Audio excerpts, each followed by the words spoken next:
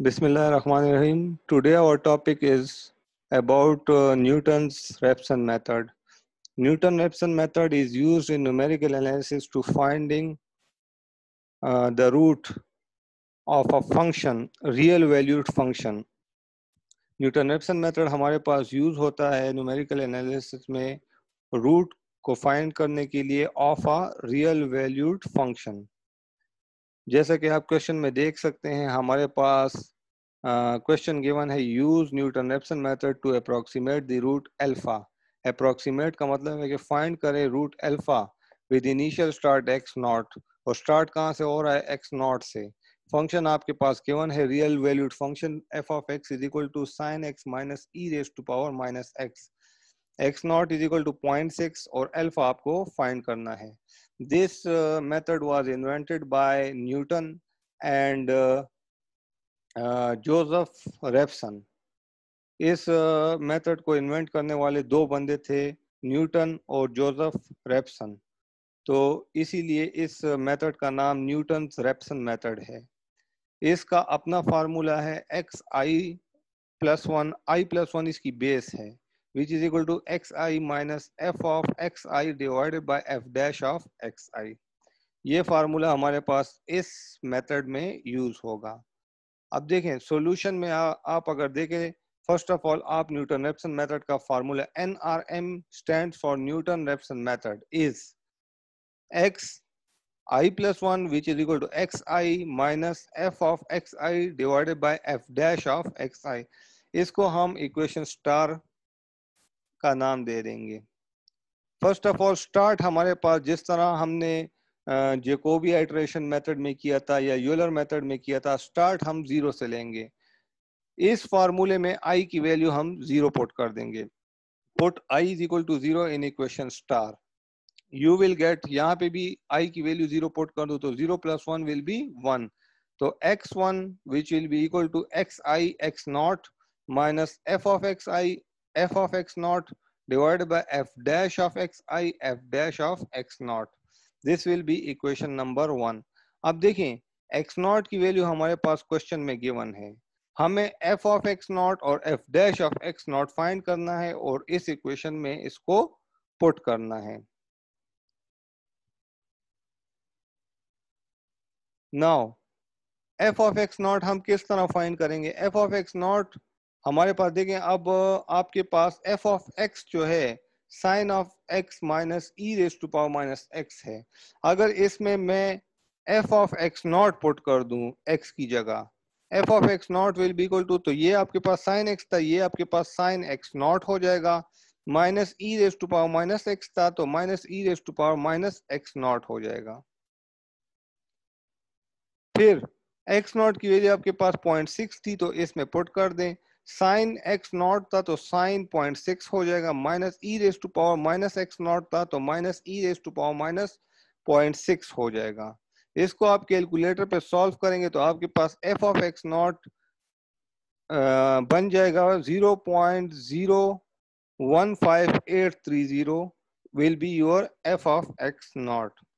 Similarly, f dash of x naught, f dash of x naught आपके पास f of x naught का first derivative होगा। ये dash जो होता है ये आपके पास फर्स्ट डेरिवेटिव के लिए होता है। अगर ये डैश की जगह दो डैश होते डबल डैश तो वो आपके पास डबल डेरिवेटिव हो जाता। तो जो आपके पास f of x naught है उसका आप डेरिवेटिव लेंगे, लेकिन आपके पास first of all f dash of x नहीं है, क्योंकि आपके पास f ऑफ x था तो आपके पास f of x not find करना आसान था।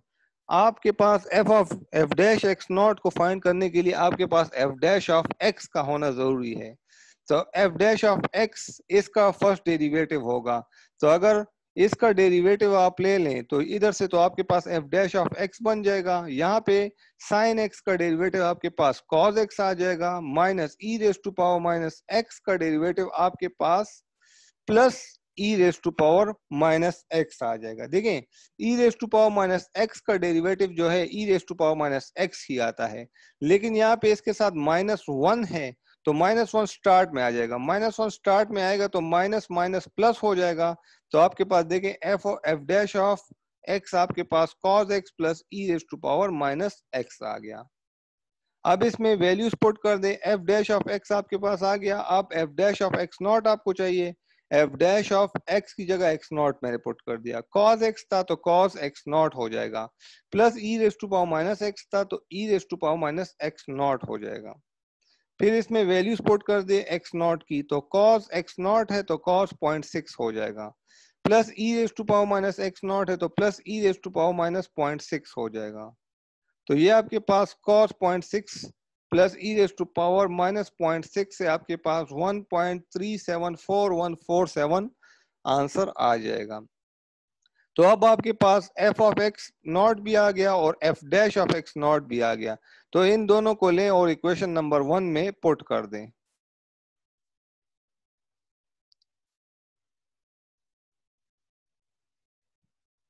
देखें, put values in equation number 1। आपके पास इक्वेशन नंबर 1 क्या थी? x1 is equal to x naught. x1 अपनी जगह पे रहेगा, x नॉट आपको क्वेश्चन में गिवन था 0.6 है। f ऑफ x नॉट की जगह f ऑफ x नॉट की वैल्यू पुट कर दी, f dash of x not की वैल्यू यहाँ पे डिवीजन में पुट कर दी। आपके पास x1 is equal to 0.588480126 answer आ गया x1।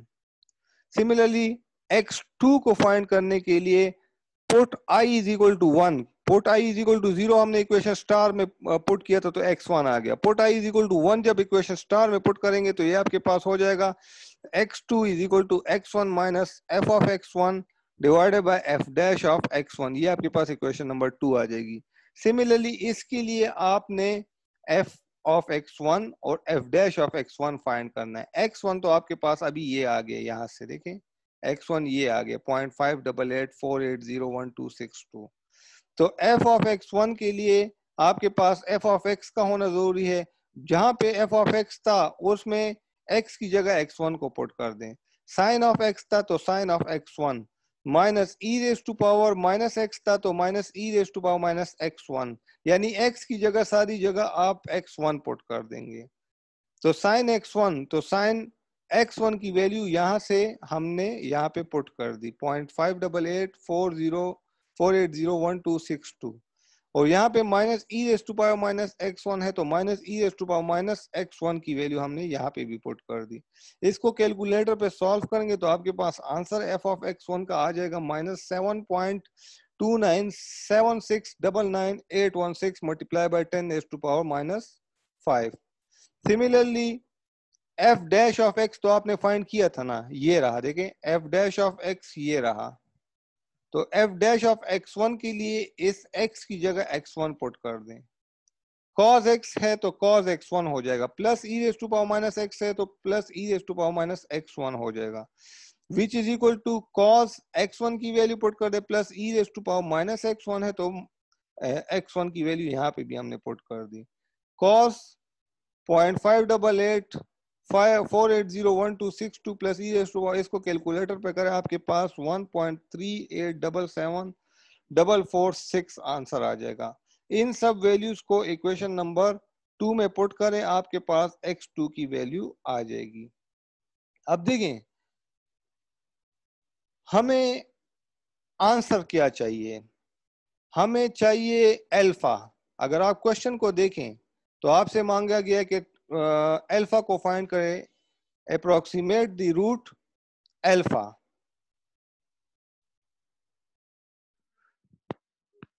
ये x की वैल्यू जो हम फाइंड कर रहे हैं तो ये हम अल्फा को फाइंड करने के लिए x की वैल्यूज को फाइंड कर रहे हैं। तो जब अल्फा की वैल्यू जो है वो आपके पास है क्या, जो रूट की वैल्यू होगी वो आपके पास देखें, अगर x1 की वैल्यू आपके पास 0.58480126 आई है और अगर x2 की वैल्यू को आप देखें तो वो आपके पास आई है 0.58853। अगर इन केस 5884 आपके पास यहाँ पे भी आ जाता 0.5885 की जगह, तो x2 की वैल्यू आपके पास अल्फा की वैल्यू हो जाती और इससे आगे आपको x3 फाइंड करने की जरूरत ना होती। यानी जो लास्ट टू वैल्यूज आपके पास सेम आ जाए तो बस वो आपके पास अल्फा की वैल्यू हो जाएगी। इस केस में हमारे पास सेम नहीं आई तो अब हम x3 फाइंड करेंगे। अगर x3 और x2 की फर्स्ट जो डेसिमल के बाद 4 वैल्यू सेम आ गई तो मतलब ये है कि वो आपके पास x3 की वैल्यू अल्फा की वैल्यू हो जाएगी। तो x3 की वैल्यू फाइंड करते हैं। Put i is equal to 2 in equation star. उसी तरह पहले हमने 0 पुट किया, फिर 1 i की वैल्यू पुट की, अब 2 पुट करेंगे तो आपके पास ये बन जाएगा equation star x3 is equal to x2 minus f of x2 divided by f dash of x2। ये आपके पास इक्वेशन नंबर 3 हो जाएगी। इसके लिए आप f ऑफ x2 और f dash of x2 find करेंगे। f ऑफ x2 आपके पास क्या हो जाएगा, sin x था तो sin x2 minus e raise to power minus x2, तो which is equal to sin x2 की वैल्यू आपके पास पुट कर देंगे और यहाँ पे भी minus e raise to power minus x2 की जगह वैल्यू पुट कर देंगे तो आपके पास आ जाएगा 7.791779 multiply by 10 raise to power minus 9। आपके पास f ऑफ x2 की वैल्यू आ जाएगी।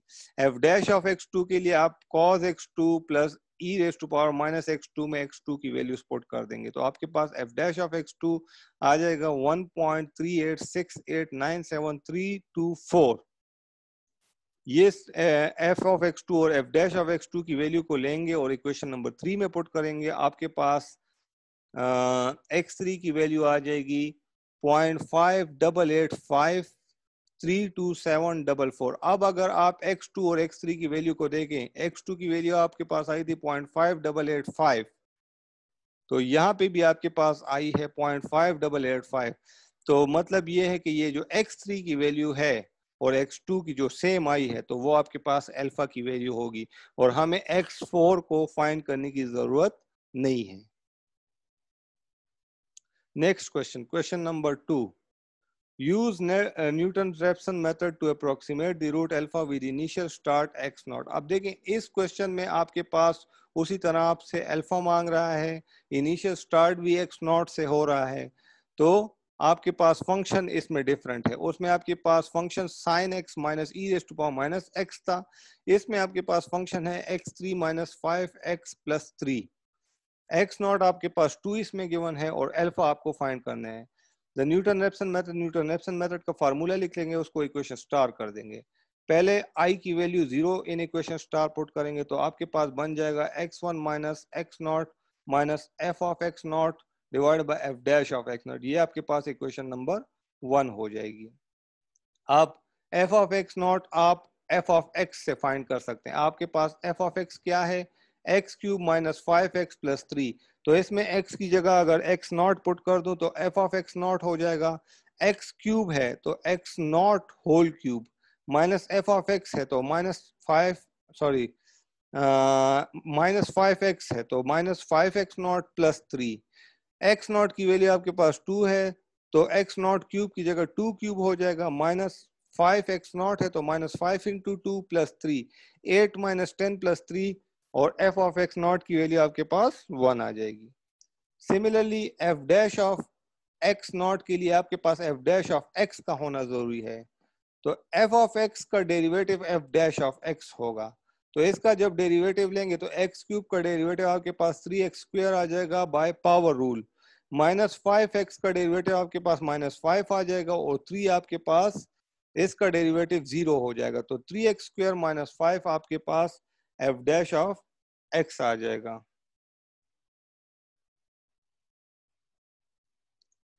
सो f dash of x not जब हम फाइंड करेंगे तो 3x स्क्वायर आपके पास 3x नॉट होल स्क्वायर बन जाएगा और माइनस 5।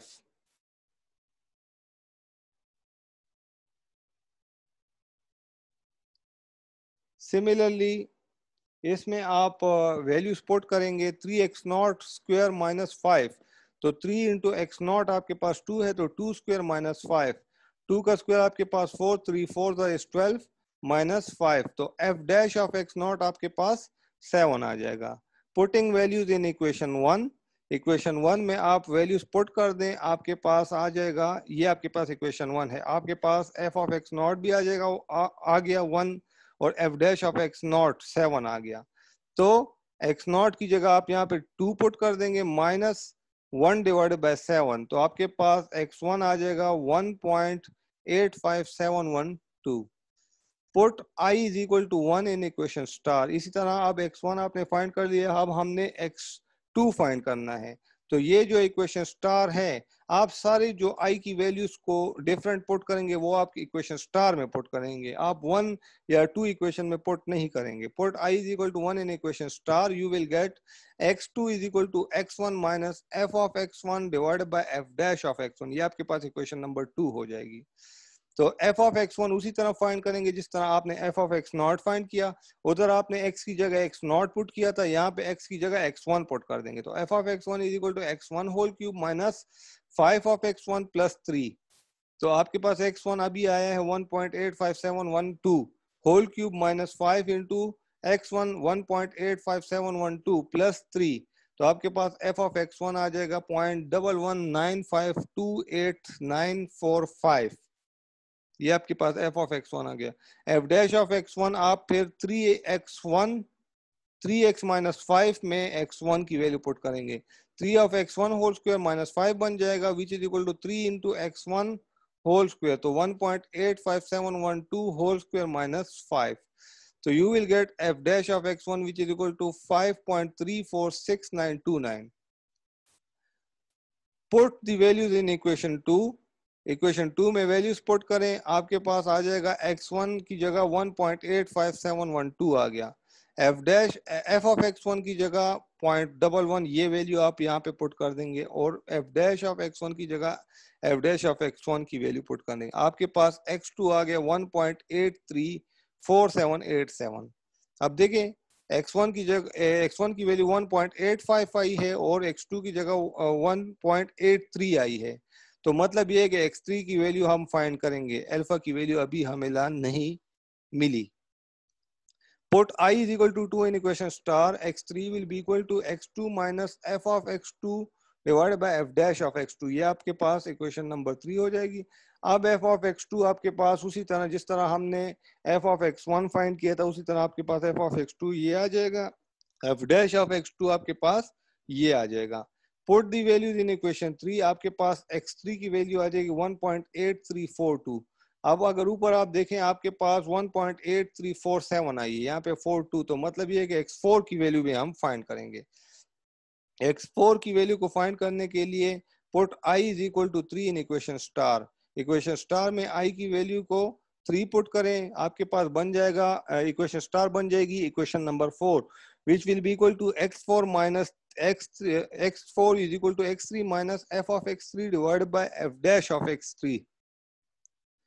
फिर आप f ऑफ x3 की वैल्यू फाइंड करें, तो ये आपके पास f ऑफ x3 की वैल्यू आ जाएगी, f डैश ऑफ x3 की वैल्यू आपके पास ये आ जाएगी. Put the values in equation 4. Equation 4 में वैल्यूज पुट करें, आपके पास x3 की वैल्यू 1.83 है, f ऑफ x3 की वैल्यू आपके पास माइनस 9.39 मल्टीप्लाई बाय 10⁻⁻7 है, और f डैश ऑफ x3 5.09334249 है. तो ये आप जो है इन सब को मल्टीप्लाई करें, आपके पास x4 इज इक्वल टू 1.834243 जो कि एग्जैक्टली x3 के इक्वल है.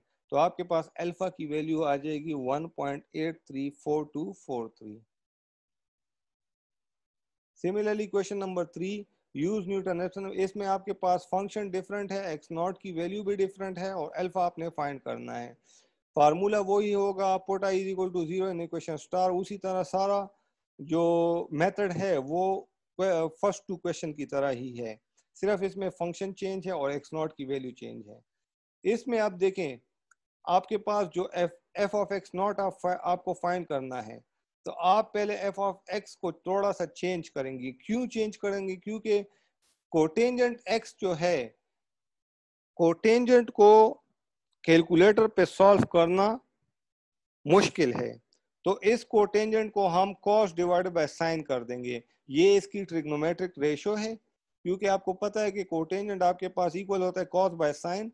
तो कॉस बाय साइन के इक्वल हमने इसको पुट कर दिया, यानी फंक्शन को थोड़ा सा एक स्टेप आगे कर दिया. अब इसमें आप f ऑफ x की जगह सॉरी ये आपके पास f ऑफ x हो गया. सिमिलरली आप जब f डैश ऑफ x करेंगे तो ये साइन x आपके पास cos x हो जाएगा, और कोटेंजेंट की जगह आपके पास कोटेंजेंट का डेरिवेटिव आपके पास माइनस कोसेकेंट स्क्वायर आ जाएगा। तो यहाँ पे ऑलरेडी माइनस है तो वो आपके पास प्लस कोसेकेंट स्क्वायर हो जाएगा। समझ आइए कि नहीं? देखें, ये जो आपके पास कोटेंजेंट x है, साइन x का डेरिवेटिव तो आपके पास ये f डैश ऑफ x इसका डेरिवेटिव होगा ना, तो साइन x का डेरिवेटिव आपके पास cos x आ जाएगा। माइनस कोटेंजेंट x का डेरिवेटिव जो है आपके पास माइनस कोसेकेंट स्क्वायर आएगा, लेकिन यहाँ पे ऑलरेडी माइनस है तो वो माइनस उस दूसरे माइनस के साथ प्लस हो जाएगा, तो प्लस कोसेकेंट स्क्वायर x आ जाएगा। इसको जब हम आगे सॉल्व करेंगे तो cos x अपनी जगह पे आ जाएगा, कोसेकेंट आपके पास 1/sin साइन के बराबर होता है, तो इसको हम 1/sin साइन स्क्वायर एक्स लिख देंगे, क्योंकि कोसेकेंट 1/sin साइन के बराबर होता है तो कोसेकेंट स्क्वायर जो होगा 1/sin स्क्वायर एक्स के बराबर होगा। फिर इसको आगे सॉल्व करें, f ऑफ x नॉट आपके पास हो जाएगा साइन, अब देखिए इसमें आप x नॉट की वैल्यू पुट नहीं करेंगे, इसमें करेंगे, तो f of x naught sine x है तो sine x naught, minus cos x है तो cos x naught, divided by sine x है तो साइन x नॉट। इसको आगे सॉल्व करेंगे, आपके पास क्योंकि x नॉट की वैल्यू 1 है तो सब जगह पे आप x नॉट की जगह 1 पुट करें, f ऑफ x नॉट आपके पास ये आ जाएगा। Similarly f dash of x not आप इसमें पुट करेंगे, इसमें पुट नहीं करेंगे, तो cos x है cos 1 plus 1 divided by sine square x है तो 1 डिवाइडेड बाय साइन स्क्वायर 1। अब देखिए ये साइन स्क्वायर 1 जो है, यानी साइन 1 आप एक मरतबा फाइंड करें, फिर साइन 1 फाइंड करें, तो दोनों को 2 मरतबा मल्टीप्लाई करें, आपके पास साइन स्क्वायर 1 बन जाएगा, उसका आंसर आ जाएगा। तो f dash of x not भी आपके पास आ गया, put the values in equation 1, आपके पास x1 की वैल्यू आ जाएगी। सिमिलरली x2 के लिए put 1 is equal to put i is equal to 1 in equation star, तो आपके पास उसी तरह वही प्रोसेस होगा, आप करते जाएंगे तो आपके पास x4 तक आप जाएंगे। देखें x4 की वैल्यू आपके पास 0.904556 आई है, जो कि एग्जैक्टली इक्वल है x3 के, तो आपके पास ये जो x4 की वैल्यू होगी वो आपके पास अल्फा की वैल्यू होगी। So this was this was the lecture of this week. अगर आपको कोई क्वेश्चन हो तो you can ask me through WhatsApp, email और बाय टेक्स्ट मैसेज। अगर आपको कोई भी मसला हो तो you can ask me during the week. Thank you.